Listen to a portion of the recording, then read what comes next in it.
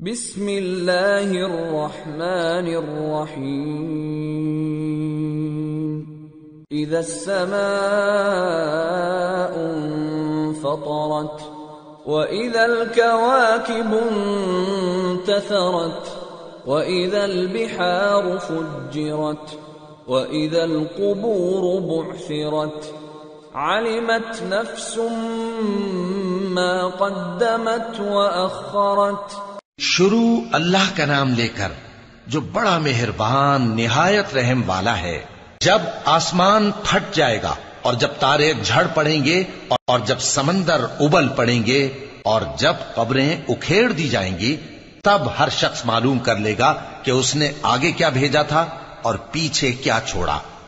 یا ایھا الانسان ما غرک بربک الکریم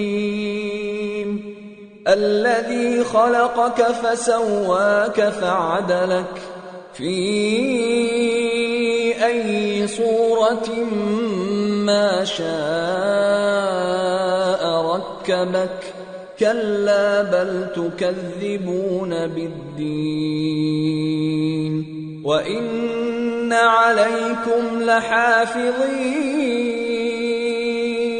كِرَامًا كَاتِبِينَ يَعْلَمُونَ مَا تَفْعَلُونَ۔ اے انسان، تجھ کو اپنے رب کریم کے بارے میں کس چیز نے دھوکہ دیا؟ وہی تو ہے جس نے تجھے بنایا، پھر تیرے اعضاء کو درست کیا اور تیری قامت کو معتدل رکھا، جس صورت میں چاہا تجھے جوڑ دیا، مگر افسوس تم لوگ جزا کو جھٹلاتے ہو، حالانکہ تم پر نگہبان مقرر ہیں، یعنی معزز کاتبین، جو کچھ تم کرتے ہو وہ اسے جانتے ہیں۔ ان الابرار لفی نعیم وان الفجار لفی جحیم يصلونها يوم الدين وما هم عنها بغائبين